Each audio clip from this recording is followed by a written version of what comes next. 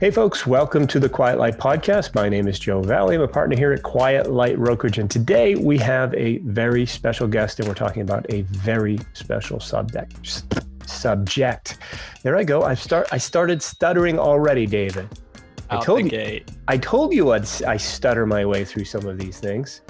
All right. That smiling man on the other side of the screen here, folks, is David Newell. If you don't know him, he is our lead advisor here at Quiet Light. David, former investment banker, former head of brokerage services for a competing firm, British, charming, handsome, all of these things, an expert in the SaaS space. But today, we're going to talk about aggregators, right, David? Yep. What is an aggregator? Give me a couple of other names for an aggregator. Ooh, well, it all stems from this big strategy that's been rolling through Amazon for the last 24 months, which is this roll-up strategy that everybody's hearing and seeing so much about, the most prominent of which is Thras.io, and then they've been followed by some other big names like Perch and Boosted and SellerX and so forth. And it's a very, very, very interesting time at the moment, because what's happened is many older listeners will know, during the 1970s and 80s, there was this big kind of private equity rush into buying like mom and pop stores and all of the strip malls, various like high street places in America and indeed in Europe. And they would buy up these small chains, small franchises and so forth, stick them together, and then basically sell them on to larger private equity companies at higher multiples. It became very famously known as the roll-up strategy. Fast forward 30, 40 years to where we are now, especially accelerated by the pandemic. Retail is moving increasingly online, increasingly into e-commerce. And so now the opportunity has come to basically acquire parts of the digital high street this time around, stick them all together, do it at scale and roll them up.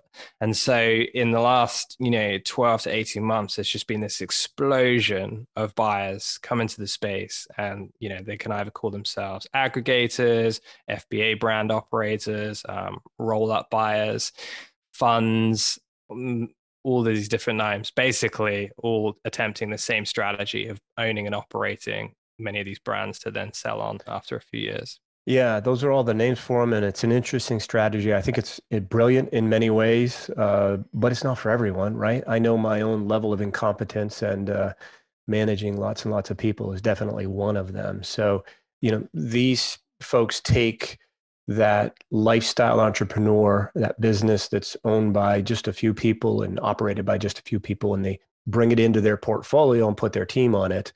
And the beauty is that it's instant equity for them first, because as you said, they might buy it at a 2.5 multiple, 3 multiple, whatever the number is. And we'll get into some of that, folks. But once it's in their portfolio, it instantly becomes worth 10 times.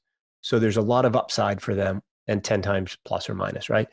But we're going to talk about whether or not this is good for FBA business owners. We're going to talk about some of the deal structures, what the multiples are, how to avoid the ignorance discount if you want to try to sell to them on your own, and all of these different things. And we're going to try to, tighten it up and keep it in this short window of time on a podcast here without talking for hours about it, because we could, but we're going to try not to. So first, I want to create an image for you, because we have a lot of folks out there that say, well, I'm just going to go straight to to Thras. And by the way, they're very good people. We do enjoy working with them. They're just all of these people that are, creating these roll-up companies. They're, for the most part, well-educated, honest, sincere, intelligent people. And we do enjoy working with them. And it's a good idea, if the deal is right, to sell to them. But there's a right way to do it and a wrong way to do it. The first image I want to just describe for you is the shark tank, right? It's a tank, meaning there's more than one shark in it. If it was just Mr. Wonderful, you wouldn't get a very good deal. I think it would be a royalty deal, right? Everything he does is he wants a royalty on or something like that. He's gonna give you some money, and then you're gonna pay him back first, and then he wants a royalty on everything that you sell. It would not be a very good deal. And we've worked with lots of Shark Tank folks, including Pat Yates on our team now. He owns Buy Happy Feet, and he's got a deal with Robert. He was on the tank a few years ago, still owns the company. And he thinks, laughable in many ways. He got cornered by Mr. Wonderful at one point, who apparently is wonderful. He's just kind of hard on the show. But it's that one-on-one is not a good idea. You're not going to get the best value for your business that you've worked incredibly hard for if you just say, I'm going to save the broker fee and I'm going to go direct to XYZ FBA roll-up company. There are how many sharks in the tank? 4 normally, sometimes 5. But they're limited on that show for entertainment purposes. If you had 24 sharks in the tank, it would just be mayhem. But you've got to have more than one shark in the tank. It is a tank. So first piece of visual advice is think about that. Don't go to just one. If you're going to sell on your own, you want to go to all of them, not 4 of them, all of them. And there are dozens at this point. The other image would be an auction. We've all, at the very least, seen one, right? If you see them in movies where people are raising their paddles, bidding up, and bidding up. If it was just David Newell in the auction room, David would be laughing and he'd get a hell of a deal. But you put David and me against each other, and then 5, 10, 20, or 100 other people, or everybody on the Quiet Light buyer list, you're talking about thousands of people that are going to be raising paddles, getting information on the business and competing against each other. That gets you a better sale price, a better deal structure, better terms, and all of this. Now, some of the drawbacks, if you will, to the FBA roll-up companies is that they have investors, David, right? And those investors require them to invest in certain structures. And it limits their ability to just, stroke a check for a 5-time multiple, right? Have you dealt with any that, say, well, our buying practice or principles are stuck this way. How can we make that work? Have you had that at all? You had a recent roll-up with them. Yeah, a great deal. I've had a lot of experience in this recently. I mean, I think I want to echo what you said at the start, which is that the introduction of all these buyers into this space actually is a massive net positive for everyone because they are very professional buyers. They close very well. We have great relationships with many of them, and my experience with them has been exemplary almost through and through. But as you said, just dealing with one direct is a major problem as it relates to like value and terms and actually going through the process successfully. And, one of the reasons, and I think the impetus for doing this podcast is that because these guys they have a fiduciary duty, right? They need to acquire brands for as cheaply as possible. They're running their business and they want to then flip them on for as high as possible. And that's perfectly reasonable. That's their model. And so with that, and then they also have a large amount of capital they need to invest, and they need to invest that relatively quickly. And so the modality has been with that is to start making direct approaches to sellers. And so it's interesting because we've started seeing increasingly more sellers. I know you've seen this, Joe, come to us saying, well, I was thinking about selling. I've been directly approached by 1 or 2 of these people, and we're starting to see some of the offers because they're showing us like what they've been seeing. And frankly, it's pretty stark contrast in many respects between kind of what they've been offered, directly versus what we could realistically achieve for them, given the conditions and the dynamics you're speaking to. And it makes sense. I think if they have the opportunity to go for that lower multiple, lower cash up front, then they're going to attempt to try and do that, or at least start the conversation there. And the problem is, of course, without that like competitive impetus, it's hard really to kind of push the conversation up. And so, I've seen multiple scenarios now of offers from, funds that I know on assets, and then, a week later, sort of seeing the same funds bidding very different offer structures in competitive scenarios.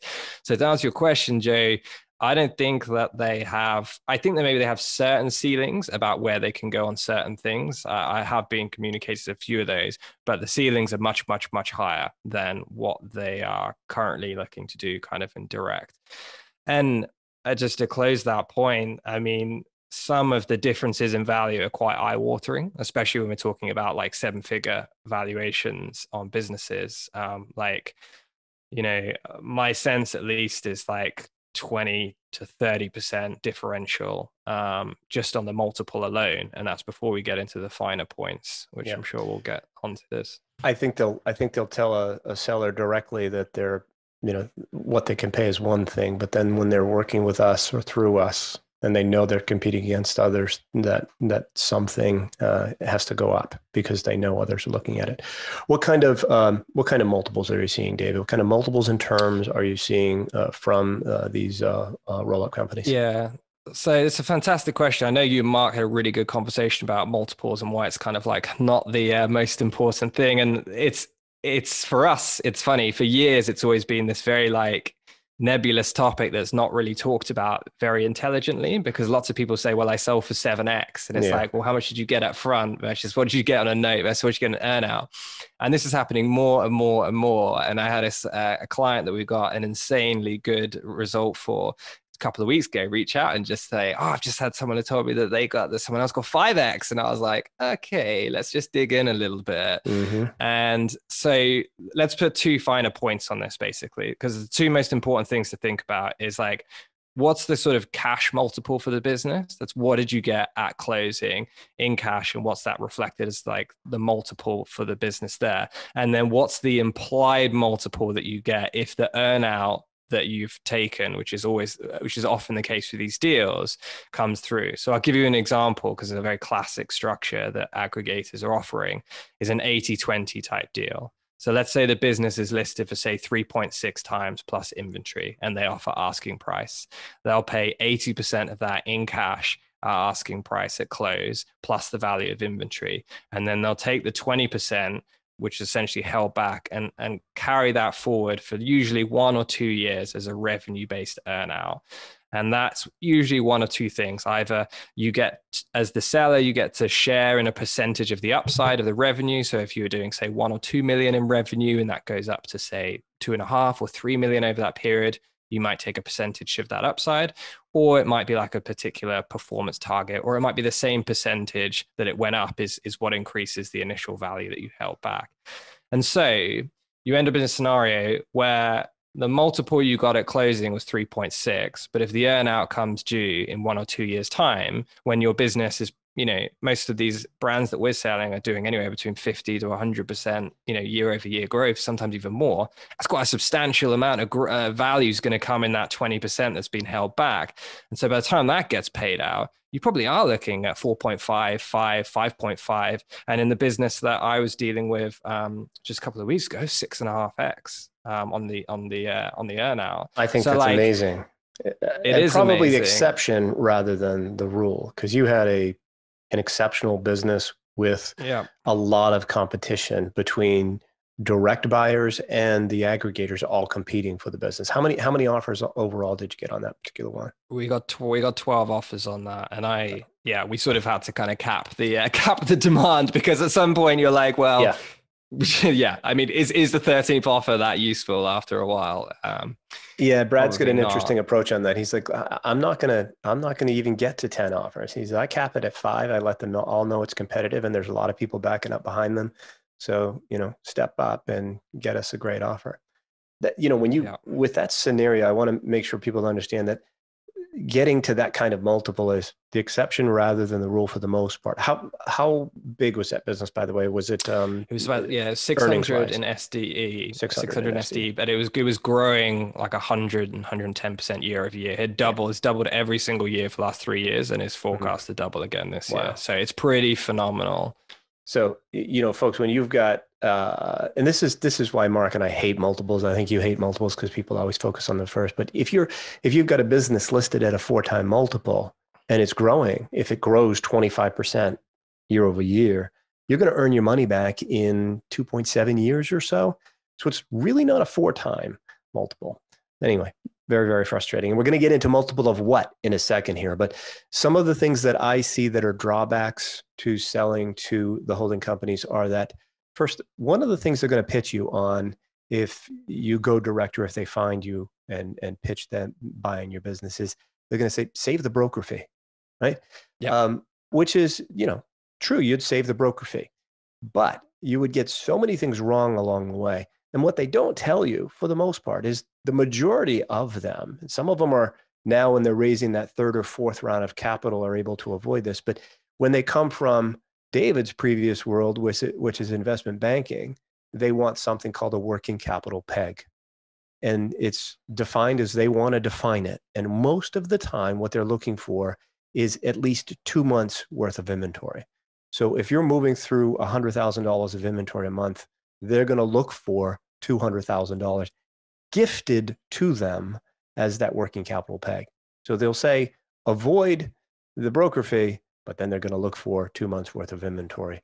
And when you're have dozens of people, 12 offers like David had, you can sell your inventory for asking price as it should be sold with a business of this size.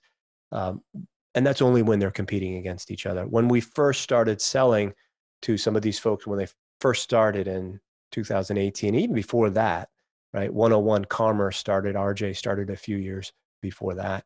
The working capital peg was something that they demanded because there was no competition necessarily. And they had to buy more hero SKU risky businesses because the general public wasn't excited about buying those. And so they were the last buyer that would buy it, and they could get what they wanted. Now, today, with all of them competing against each other, if you do it right, and competing against the general marketplace, you're going to get a better deal structure and get more of that money. If you got $200,000 of inventory that you're giving away, that's $200,000 $1 bills that you're not going to get. You've already spent the money out of your business. And if you have a lot of people competing against each other, you'll be able to get that money. But the first thing, David, well, actually, we're going to get to multiple of what in a second, but I want to throw out one more thing in terms of they're going to look for working capital in the form of inventory if you go direct, or if you just don't have a lot of people competing against each other. And if your business has got a hero SKU in the electronic space, it's going to be much harder to sell, and it's going to be a lot of risk. But they also look for what's called a stability payment in many ways.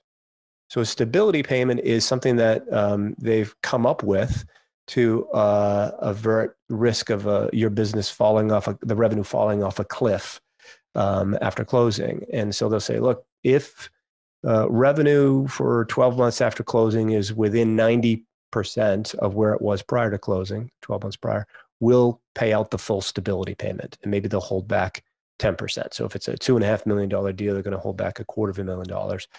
And that stability payment will be released. In all the deals I've done and that I think we've done, that stability payment has been released, but it still can cause some sleepless nights and some stress. But each one I've done, I can speak personally, they've all been paid out. But it is another piece of pie. I want to jump in on that as well, because, with so much of the value getting turned over towards performance consideration, towards earnouts, towards stabilization payments, it begs the question, well, who's going to run the business the best? Because, you've, as the seller, done an excellent job of running it for several years.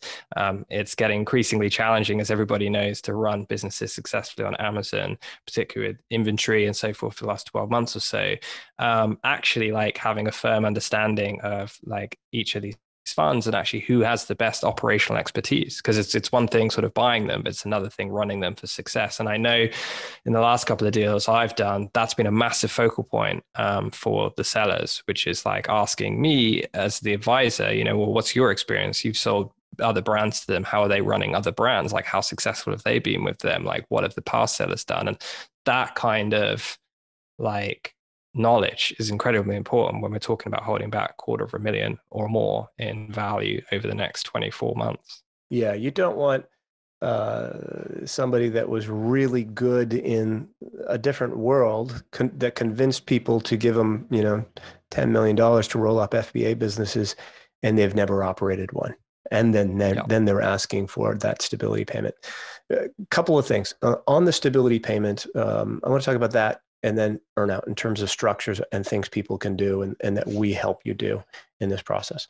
Anytime I have a aggregator looking for a stability payment, the first thing that they're going to offer is, if we're within 90%, you'll get that $250,000. The problem with that is that if you're at 89.999%, you lose $250,000.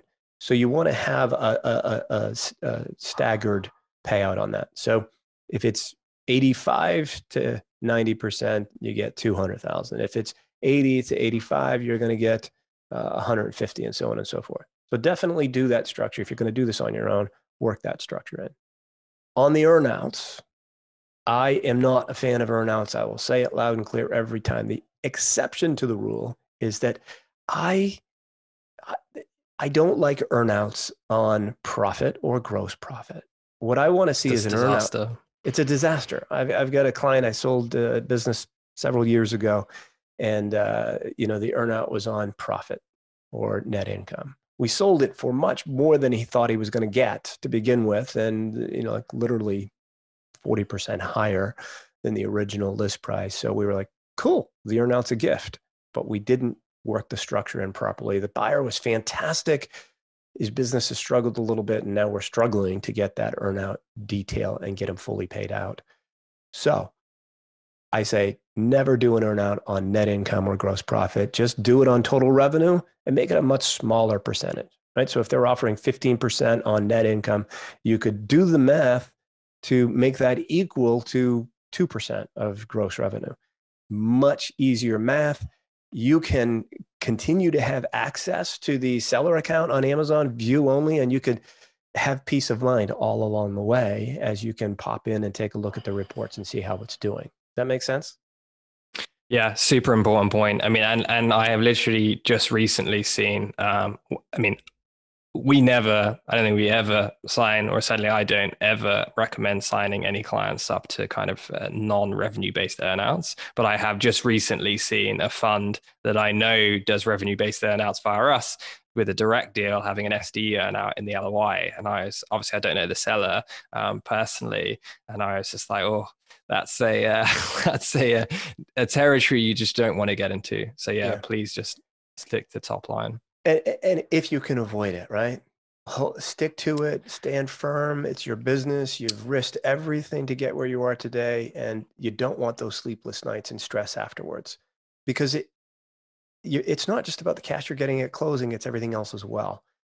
If you've listed your business and you get crickets for months, and then you get one offer, you may not be able to do that. Still ask for it, push, and at the last minute, when they say absolutely not, and they put the firm foot down, okay, maybe you bend a little bit, because you're obviously, buyers are telling you your business is not worth what you think it is, and that there's risk, and that risk associated with it needs to be paid out in an earnout. All right, so we've covered stability, payment structure, and earnout structure. Let's talk about, I have so many frustrations. Your favorite topic. Well, it's seller's discretionary earnings, right? People will say, "Oh yeah, I got a 4 multiple, I got a 3 multiple, I got a 5 multiple." I had a guest on the podcast that sold his business through one of our competitors, and I was like, "Why would I have him on the podcast?" But I had him on because he'd started a consulting business, and it seemed to make sense. And we got into his multiple after we hit stop recording. And he couldn't really figure out what his multiple was, because like you said earlier, he said, "Oh, I got this multiple." I'm like, okay, well, let's drill down into that. What was the list price? What was the earnings? Okay, what did you get? And really, his 4-time multiple, when you do the comparison in the math, right, was really about a 2.5. And even that's fuzzy because he couldn't answer the questions. But multiple of what? Let's start with that first. Multiple of what? That's what I want to have an answer of. What? It's so funny because I think SDE, seller discretionary, is like the least sexy topic ever, but it's actually, you do need to kind of burrow into it because it's insane amount of value there. I mean, we're talking about 3, 4, 5x multiples, whatever it is, if you want to cash earn out. But if you just take 500,000 in SDE and figure out that there are additional outbacks of just at 100,000 or even 50,000 more to that, and multiply that up, that's a crazy amount of additional value there. The leverage that comes from figuring out what the right SDE is. Like, there's a quantum leap in value between a business that's 400 in SDE or 500 in SDE once it's been appropriately looked at. And the thing that I honestly have seen some eye-watering like losses in value for people that I know on this point, and I think you've excellently dubbed this the ignorance discount, because that's what it is. Because people just don't know, and why would they know to kind of look at certain things around STE? And it's very easy to kind of hop on and sort of like, oh, okay, well, it's just my compensation, and it's just maybe like my personal expenses and my auto and my health insurance and like a trademark here and there, and I kind of look that up on a blog, and that makes rough sense. I mean, it's kind of a sort of like first past the post approach to it. But there are some other huge and unknown ad backs that are perfectly valid. And I know you've had a couple recently. I just had a client of mine that's looking at listing in Q2 this year, amazing business. And he's in kind of like headwear and apparel type stuff. And he's just had a cost reduction on his entire product catalog. Basically, it's all the same thing with different variations of it. That's very, very material, like almost a 20% reduction in production cost for the product by changing suppliers. And it's done that for 2 months successfully, no qualms. That is an ad back that can be applied completely retroactively, which we did do. And his business sells enormous amounts of that. We added something like, it was crazy. I added like 600,000 of value just on that ad back. And he had no idea that that was like valid. And man, oh man, wouldn't the aggregators love to buy that directly from him, because they just gained $600,000 in equity, gave him a shitty deal structure. Okay, now the podcast is going to get the explicit rating because I just swore. Sorry, folks. It actually does get an explicit rating on Spotify if you use foul language. I need to clean up my language.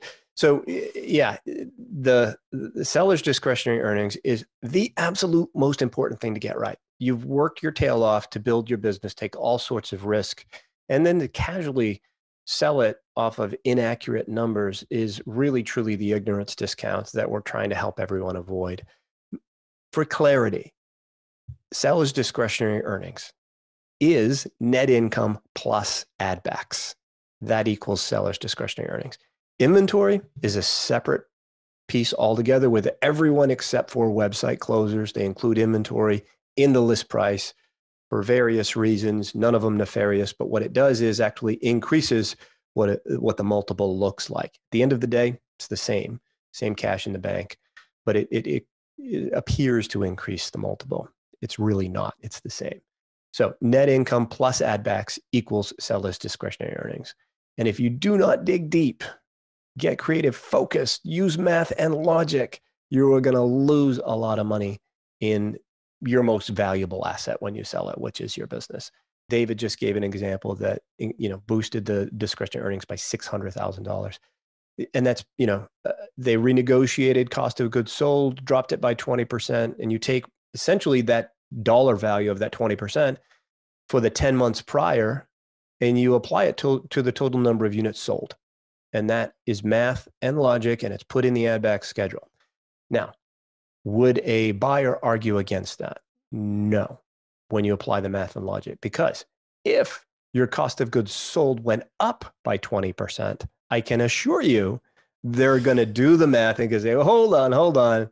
Last 2 months, cost of goods sold up. We need to apply that to the prior 10 months. And now your business is only worth X, $600,000 less. They're definitely going to do that. So the reverse applies as well. One of the other more misunderstood and not applied add backs is when you have a price increase. Your cost of goods sold remain the same. I had this recently on a business that ended up with 6 offers on it. So they raised the price on their top selling SKU by $4. They did it 6 months, in the last 6 months of the trailing 12. It did not change the conversion rate, did not change return rates, did not change anything except for the profit. And so we took the total number of units sold by month for the first 6 months where it wasn't applied and did the math. It added about $150,000 to the list price of the business. Math and logic, we had 6 offers, 4 of them from aggregators, not a single one had an issue with it. So getting the seller's discretionary earnings right is absolutely critical. You can talk about your multiples all day long, and you can talk about how big it was, or you have your friend. What you probably want to say when someone says they got a multiple of 4 for their business, just say multiple of what, and see what they get. And then dig down into some of these things that David and I are talking about. There are so many ad backs that get missed that it's I feel honestly bad for the owners that sell their businesses without really, really digging into it. Yeah, I do so enjoy talking about the it's really, subject. really painful to see. I do enjoy, I'm passionate about the subject, but I fully understand that it makes people's eyes bleed, right? It's math, it's accounting. And I fell asleep in accounting class in college, and just because I hated it. Now I know what a difference it makes in people's lives when they're trying to sell their most valuable asset. So definitely dig deep there. We talk about 3 levels of ad backs at Quiet Light. We've developed that process. There's 6 levels to each, and it gets more and more complicated with each level. And honestly, there's not just 18 different types of ad backs. There's probably a couple dozen more. It depends upon your business, and they're all different and they're all complex in their own way. So that's the getting SDE right and multiple of what frustration that I have. I want you guys to really focus and dig deep on that. Let's talk, David, about something else we focused on recently, which is Proforma P&Ls, and moving forward a little bit. Talk about that just for a second, then I'll tell my own story as well. Yeah. I mean, I think, if we look at the average growth rates of businesses that we're listing now, I mean, I can't remember the last time I listed something that wasn't doing 30, 40, 50% year over year. It feels like that's just the momentum of these businesses. And when you think about that, if you go out into a sale process that might last probably like 60 days to find a winning buyer, as particularly if you're doing this yourself, even longer, to kind of negotiate and get through that process without like a lot of facilitation, and you're running the other business, your business is growing like at quite a nice click during that time period. And so if you choose to value the business, or the buyer chooses to value the business on a static trailing 12 months, let's say 2020 right now, and we're already gliding through the first month of 2021, and then it going to the second. By the time, let's say, you look to close the transaction sale, say at the end of February, the business, theoretically, the trailing 12 months should have, well, it certainly has. It's already actualized a significant increase for those months. And so the business value should be higher. But what happens is it's not. It tends to get pegged to that static trading 12 months to 2020. And so what we're doing now is basically pricing in forward-looking earnings for these for this period in time, so that basically by the time the business gets to closing, it is valued appropriately for actually exactly the amount of money that it's earning. And the buyers get that. They understand that, they appreciate that, they respect it. Why wouldn't you? It's logic, it's fair, it's what the business has actually done. And the seller shouldn't be penalized for a slow process, because remember, like, the slowness can actually come a lot more from the buyer than the seller. Yeah. And so that's something that is, again, getting missed out in direct sales. And so if you have a fast growing FBA business, you're getting really hurt in the delay on process there. Yeah, but by way of example, I've got one that is officially going to list next week, which is in the past by the time this airs. But, in 2020, the seller's discretionary earnings was about $1 million, but it's growing by literally like 140% year over year, and more in the second half of the year. So going with your logic and math example, in 2020, on average, I think from list to closing, on average, a Quiet Light listing, it took 125 days, right? So about 4 months. So what we're doing in this pro forma situation is we're going out 90 days. 90 days, we're going to project out the total revenue and total discretionary earnings. We're going to under promise and over deliver. This is really, really critical. You don't just blow up those numbers and then fall short of them. You've got to under promise and over deliver. And you, the business owner, is going to, help with those projections and where you think you're going to be. And so in this scenario with this particular listing that I'm launching next week, we're actually gaining about $400,000 in discretionary earnings. So 2020, it was $1 million. When we go from April 1st of 2020 through March 31st of 2021, it's adding $400,000, meaning the first quarter of the year is going to be way over last year's first quarter. So now you take $400,000 times the multiple of this particular business, which is going to be well north of 4 times. Let's just call it 4 for simple math. 4 times 4 is 16. That's $1.6 million added to the list price of the business using math and logic that buyers get, they understand, they appreciate. Because by the time we close, they're buying the business on that trailing 12. And the trailing 12 is truly historical at that point, because odds are it's not going to close until April anyway. So more math and logic, getting the SDE right, and working on pro forma numbers. Exceptions to the rule would be if business is flat. Not really a big point in doing a pro forma P&L if business is flat. If business is down, you're gonna list it on the trailing 12, and you're gonna adjust the multiple down because of it, because it's buyers are going to do their own math on that. So you're going to pull that multiple down a little bit. What it does in some ways is allows you to list the business at a fair and reasonable multiple for the buyers, because the first thing they look is at the multiple, but still get the dollars, or probably more dollars than you would hope for your business. Really, you're getting what you deserve for the business, because by the time it closes, those 12 months will be in the rearview window. All right, we talked a little bit about deal structure already, David, but let's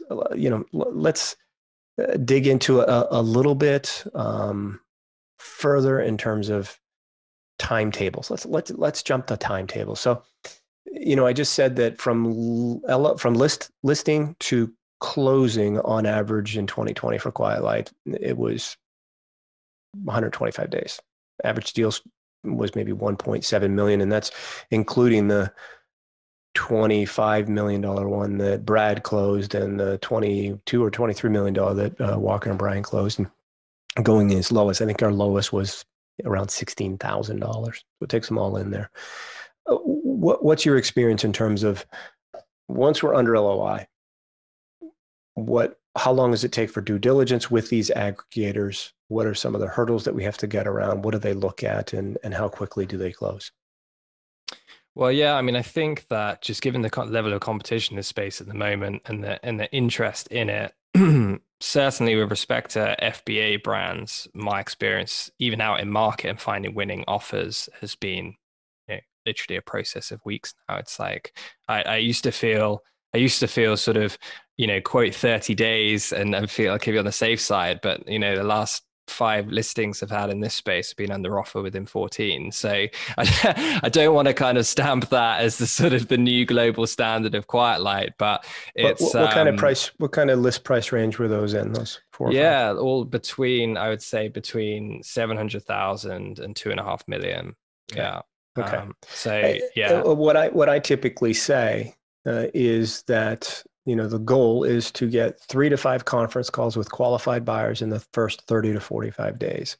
Because sometimes it does take that long for certain listings. If we push the multiple, or it's a little complex and just outside the comfort zone box. But if you're looking at a pure FBA business, we're going to have competition like crazy. If it's priced right, that's the key. If it's priced right, if it's defensible, if the books are clear, and multiple offers. The last 2 I listed had the same. I had 9 offers on one and 6 on the other. Chuck's got one now that's in the pet niche that's FBA, and he's struggling to keep it below 15 offers. Yeah, I think I've just been spoiled. I've had a bit of a run of great businesses recently, which is nice. But to answer your question, do you panic if you don't have offers within the first 2 or 3 weeks now, right? It's kind of what's wrong? Yeah, no. All right, keep going. The new normal, normal. So at least for now. Assuming we get the offer in a sensible time period, as you said, based on size and business type and demand and pricing and so forth. The typical timetable now is 30 days, almost. I would say 30 days, pretty much consistently up to $5, maybe $7 million in value. I think perhaps north of that, they might start to push to 45 or 60, but certainly for, 6-figure and lower to mid 7-figure businesses. 30-day closing is absolutely fine. And one of the great things about these businesses is that due diligence has proven to be pretty clear, cut and dry, because there's so much data in Seller Central. There's so much verification and validity to be had there. And so day one due diligence, providing guest access to that account, has really smoothed out. I mean, you and me now, we've probably done like 80 or so deals each piece. And I'm sure we can both remember times of sort of, you can't do that volume of deals without seeing certain things, go a bit awry in due diligence, or things get uncovered, or things have to be clarified. But, just the level of disclosure and transparency that's possible with Seller Central now, with the tools available over the top on Amazon, has made due diligence great. So the standard template is 30 days. I'm regularly seeing buyers, be able to beat that. The deal I have at the moment is looking to close is probably going to shave a week off that, which is pretty phenomenal when you think that's like 2.5+ million listings sold in just over three weeks. It's like, the last one I listed was similar. It was listed at 2.9 million plus inventory, at about 400,000 in inventory, 450. And that's the one where we got 6 offers. We listed it just before Thanksgiving. We closed literally, before Christmas. So not only did we list it, got 6 offers, we closed before Christmas. So the buyers, it was an aggregator, one of the newer ones, really super nice guys. I loved their approach. They're smiling, they're happy, they're looking out for the best interest of the seller. And they stuck to it. They did exactly what they said they were going to do. And they pushed on the cash up front. The timetables can vary though, depending upon the size of the deal, as mentioned. One of the questions I often get, David, from people that are selling is how much renegotiation is there in due diligence? We're under LOI at X. Do we close at X? And what would cause us to go from X to Y to Z in that due diligence period? So I've experienced extremely little to virtually no renegotiation in the last 18 months of deals, I would say. I think there's an acceptable window of tolerance of between, like, in my experience, like 2 to 3% of earnings. So like, whatever that comes out, shakes out, however that comes out, whether it's kind of miscalculation, if you use the tool to kind of pull a P&L through from Seller Central, or if it's just like small add backs or small adjustments here or there that get argued. If you're within that window of tolerance, that's not a cause for renegotiation. Like, there's enough good faith there. Nobody's going to even bother with it, to be honest with you. And to be honest with you, that tolerance could be slightly higher if the business is absolutely going like, storming along. I think everything always gets looked at in the context of the wider picture. The renegotiations that I've seen have been situations that were just like abundantly clear and fair that everyone would circle around on them. And often case, it's not like, negligence or deliberate omission from the seller or anything. It's often something that may have arisen during the time that we're actually doing the deal, like a supplier issue or something. And actually, often it isn't necessarily a change in price. It's a change in structure. And it's just to give the buyer more security. So I had a situation a while ago where there was a slowdown with the supplier, and they were under pressure. The supplier was, and they were creating a new facility to produce more goods in, and it was causing like stoppage and slowdown and so forth. And it's something which the seller was getting slightly worried about could happen, and it kind of situation accelerated during the timetable. And we just agreed that it would be sensible to hold back 10% of the deal for 3 months just to see what was going to happen there. And it could be offset, to help the buyer out if need be. And in the end, the supplier came through, and the buyer actually released the funds like way before even the 3-month mark on that. So yeah, I haven't seen a substantial price discount on the deal for quite a considerable time period now. Yeah, I haven't either. And when I do see it, like you said, it's an oversight, unintentional omission or something from, the seller, in a situation where the seller's bookkeeper wasn't doing, they sold internationally, wasn't doing proper currency conversion. and, you know, ended up being discretionary earnings might have been $5,000 less. So in that scenario, I think that listing was under LOI at 3.3. So we could have just used the math and logic of 3.3 times 5,000. That's how much comes off, you know, the agreed to purchase price of the business. But we didn't do that because the business grew so much more than we thought it was going to be growing, that and the seller was just a good human, right? He was doing everything he could. He had some completely unsellable inventory. So he created an inventory aging report. He goes, this is selling like hotcakes. This is taking a little longer. This, I can't, everything I do, I can't sell it. So don't buy it. I'll donate it to charity, or you can have it and do whatever, you know, whatever. So he's just being a good person. And that led to the buyer going, don't worry about that, you know, currency conversion mistake, not a big deal. We're good at the price we're at. So being a good person kind of helps tremendously in this process. Believe it or not, be a good human and good things happen to you and everybody around you. Strange concept. Speaking of concepts, I wanted to touch on one thing. I wrote a note down when we were talking about inventory or really the stability payments. We talked about different, you know, tiered structures with the stability payment. You don't want to go from 90% to zero. You go, you know, step it down a little bit. The clause that I've put in the last couple of agreements is around inventory outages.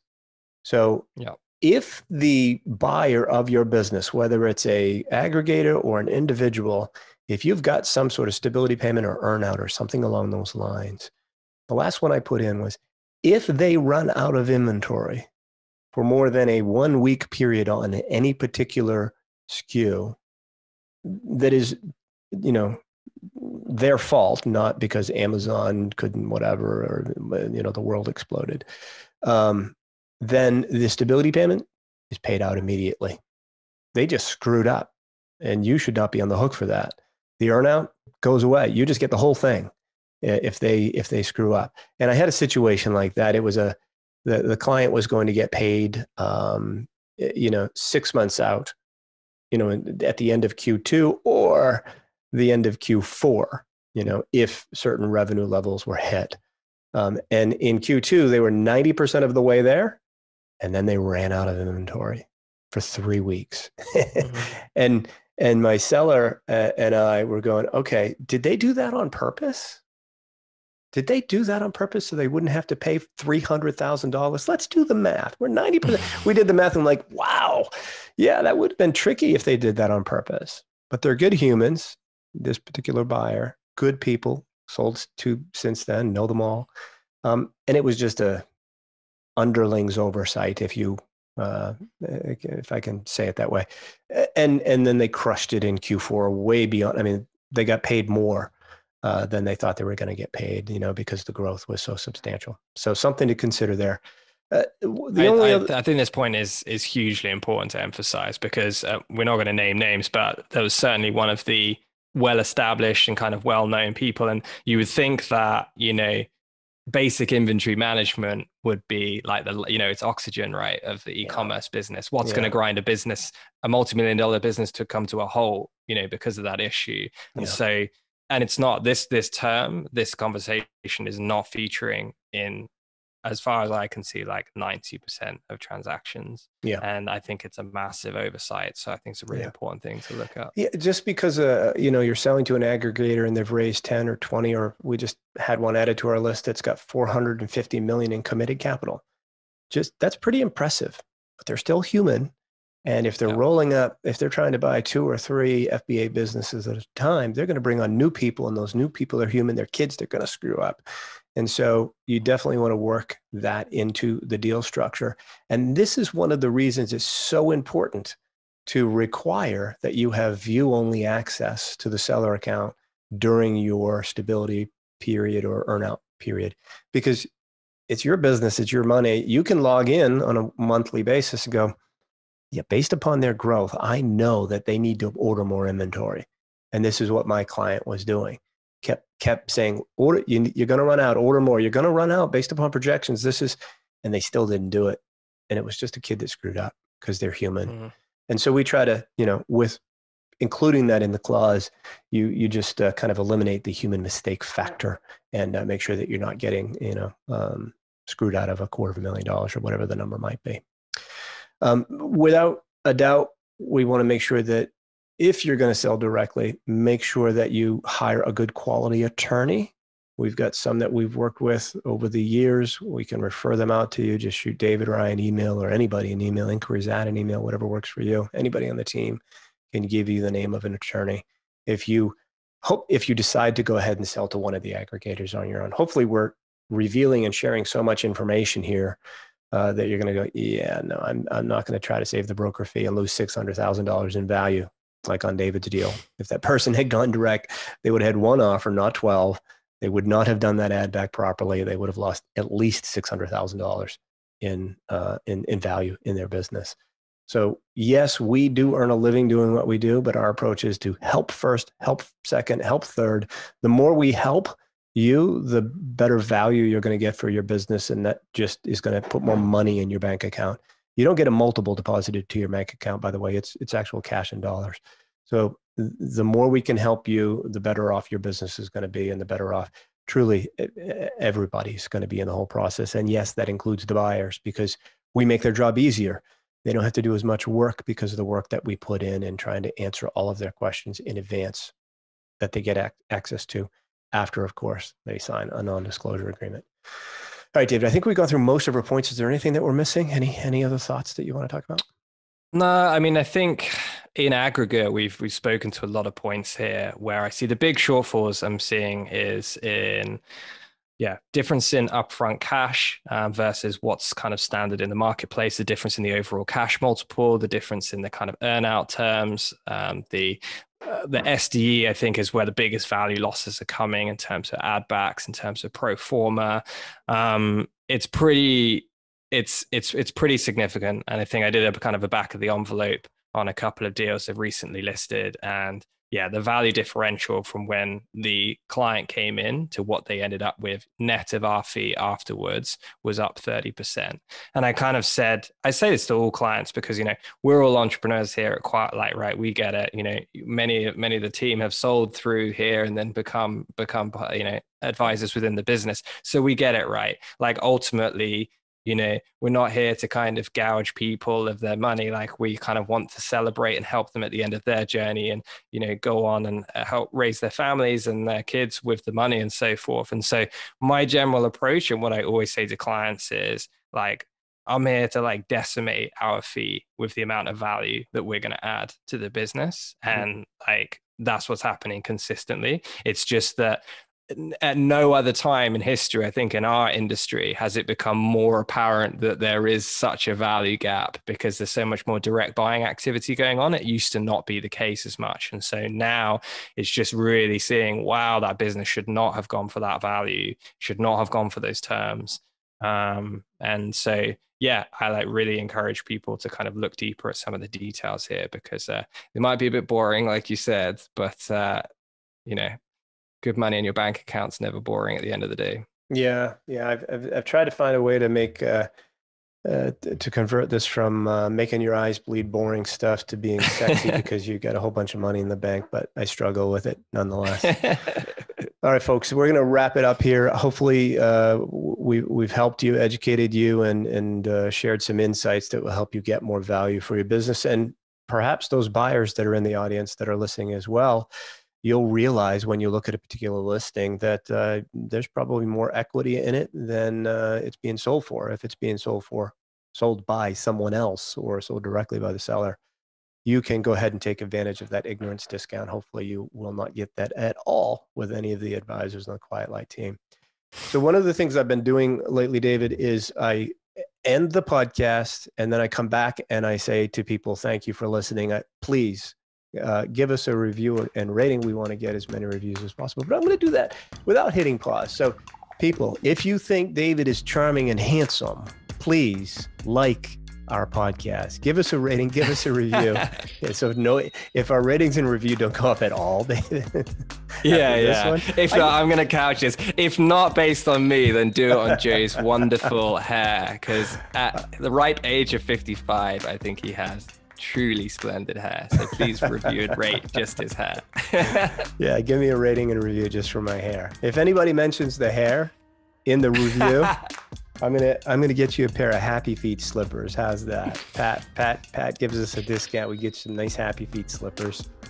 I'll pay for them out of my pocket if I need to. Just help us out. Look, some of our friends and colleagues, David's got his own podcast, Mike Jackness, Ecom Crew. You all know who I mentioned, Steve Chu. They do a great job in seeking ratings and reviews because it raises the rank of their podcast and helps more people. And that's what we're about. So if you want to help us, help more people, help your friends in the e-commerce world, give us a review. Much appreciated. David, thanks for joining me here. It's been a blast. Appreciate it. Pleasure.